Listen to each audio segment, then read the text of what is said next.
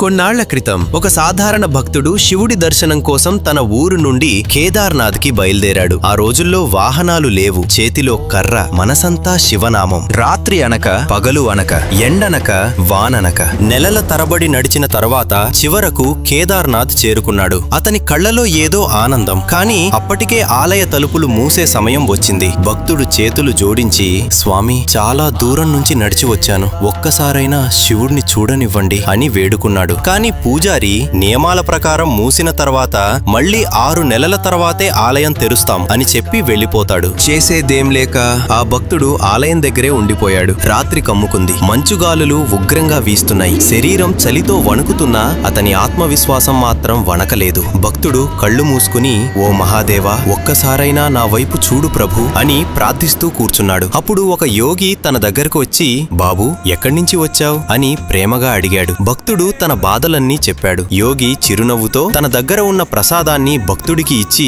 నీకు తప్పకుండా శివదర్శనం లభిస్తుంది అని చెప్పి అక్కడ్నుంచి నడుచుకుంటూ వెళ్లిపోయాడు. చల్లని గాలి మధ్యలో భక్తుడు అలసటతో నిద్రలోకి జారుకున్నాడు. మరుసటి రోజు ఉదయం చూస్తే పూజారులు ఆలయ తలుపులు తెరుస్తున్నారు. అది చూసి భక్తుడు ఆశ్చర్యపోయాడు. భక్తుడు షాక్ తో అడిగాడు, స్వామి, నిన్నే కదా 6 నెలల తర్వాతే తెలుస్తామని చెప్పారు, ఇప్పుడే ఎందుకొచ్చారు? పూజారి ఆశ్చర్యంగా చెప్పాడు, నేను 6 నెలల క్రితమే ఆలయం మూసి వెళ్లాను, ఇప్పుడే తిరిగి వచ్చాను. అది విని భక్తుడు వణికిపోయాడు. ఏంటి స్వామి, నేను నిన్న రాత్రి ఇక్కడ నిద్రపోయాను, ఈ స్థలాన్ని విడిచిపెట్టలేదు. పూజారులు ఆశ్చర్యంతో చూశారు. ఇంత మంచులో నువ్వు ఎలా బ్రతికావు? అప్పుడు భక్తుడు అన్నాడు, నిన్న రాత్రి ఒక యోగి వచ్చాడు. చాలా పొడుగు, పెద్ద గడ్డం, ఒక చేతిలో త్రిశూలం, ఇంకో చేతిలో డమరుకం, జంతు చర్మం ధరించి ఉన్నాడు. అది వినగానే పూజారి కన్నీళ్లతో భక్తుడి కాళ్ల మీద పడిపోయాడు. బాబూ, నువ్వే నిజమైన భక్తుడివి. నిన్న రాత్రి వచ్చిన యోగి స్వయంగా శివుడే. నీ నిజమైన భక్తిని చూసి యోగమాయతో 6 నెలలను ఒక్క రాత్రిగా మార్చాడు. నీకిప్పటికే నిజమైన శివదర్శనం లభించింది. ఓం నమః శివాయ.